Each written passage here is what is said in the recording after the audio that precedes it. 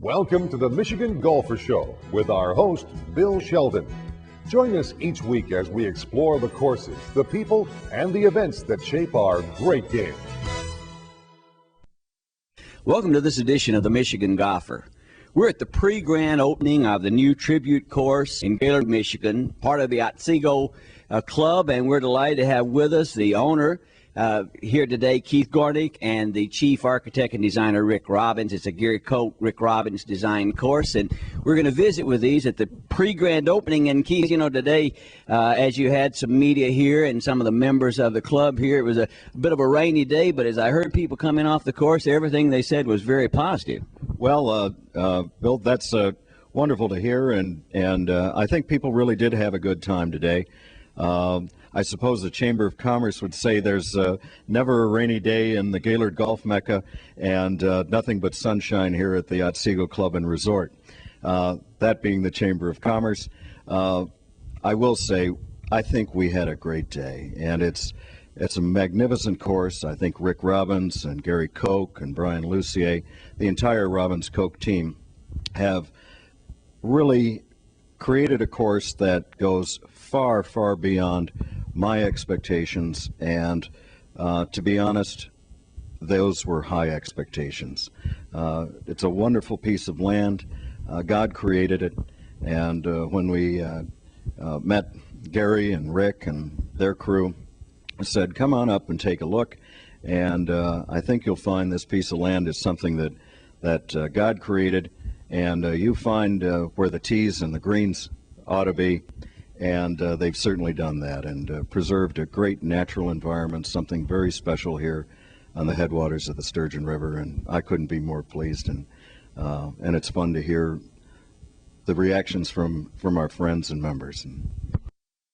Rick, your name is probably not as familiar in the state of Michigan and the Midwest as some of the other golf course designers, but obviously when someone sees this tribute golf course, the work that you and Gary Koch and your associates have done, it's going to make a really strong impression on them. But let's start back and say, where did all of you connect? Where did all of you find each other first? Well, here we sit in Upper Michigan, and where I met Keith Gornick and his group was in Monterey, California in 1994. We were attending a golf conference in Monterey.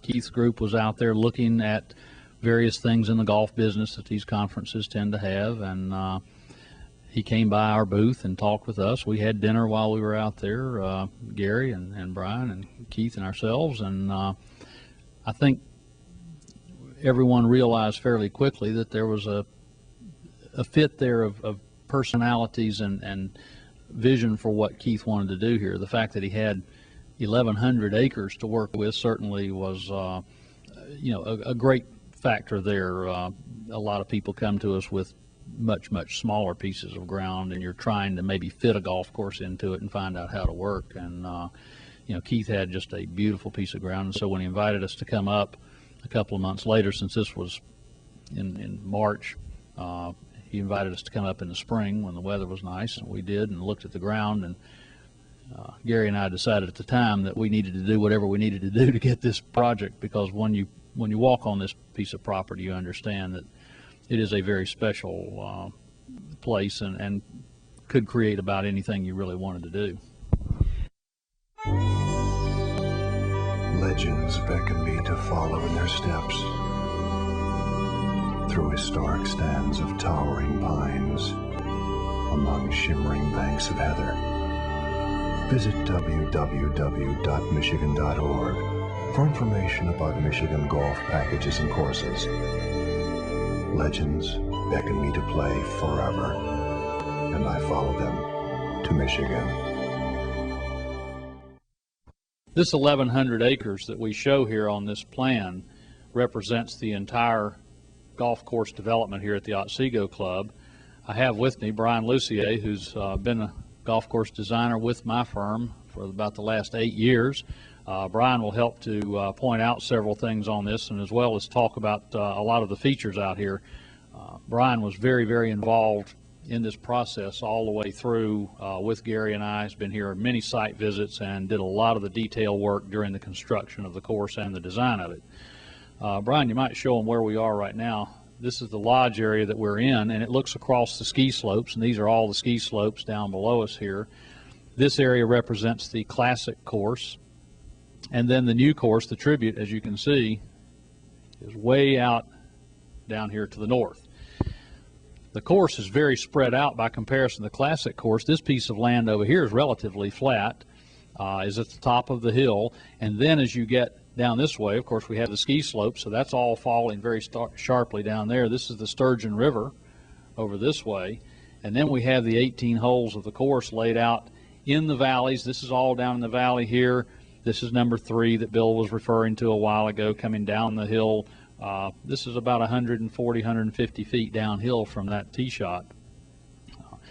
We tried to pick out the parts of the site that we could really use for golf without making the course be too steep and too difficult. It's a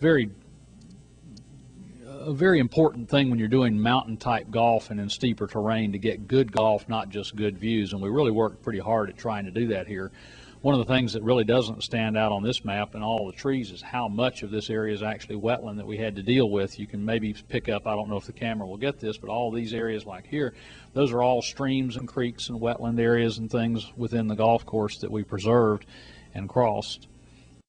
One other thing that I think is pretty unique about this golf course, and we discussed it a little bit when we were out there riding around, is how many very, very different feels you get on the different holes out there. As Brian was saying, we start off pretty easily on one. These holes are out in a relatively open area where you have long views and fields and open kind of areas. Then you go down into the forest here and you're down on the lowlands there. Those holes are very different than the ones up here in the mountain. You come up the mountain here, these are then out in the open land again in the older fields. They're gently rolling areas that we just simply built the golf course right into the ground. Bill, you were mentioning a while ago about how much earth we actually moved on this. Considering it was a mountain golf course with a lot of terrain, we really did not move a great deal of earthworks on this course for the simple reason that we placed holes in places where they would fit, and we wouldn't have to do that.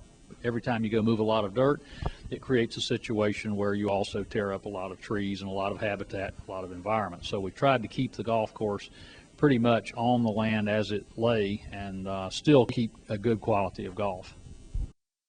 While we've been focusing on the Tribute Golf Course today, an outstanding new course in northern Michigan, Keith, you already had 3 excellent courses, the Classic, the Loon, the Lake, and you've done some upgrading on all 3 of those. Well, that we have.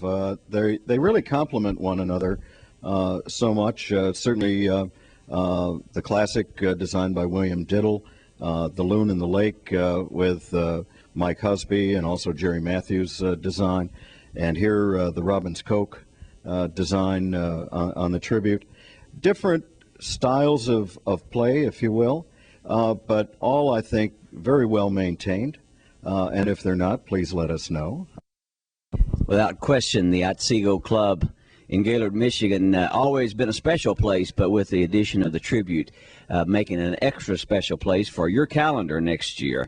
We want to thank Keith and Rick for joining us, and Brian for sharing some about the new golf course, and we want to encourage you to make your plans right now for early next year following the grand opening of this beautiful new course, the Tribute, that you be up here to play that golf course as well as the other 3. Thanks, guys, for being with us today. Thank you, Bill. On the Michigan Golfer, and thank you for tuning in. This is Bill Shelton reminding you every week to watch the Michigan Golfer.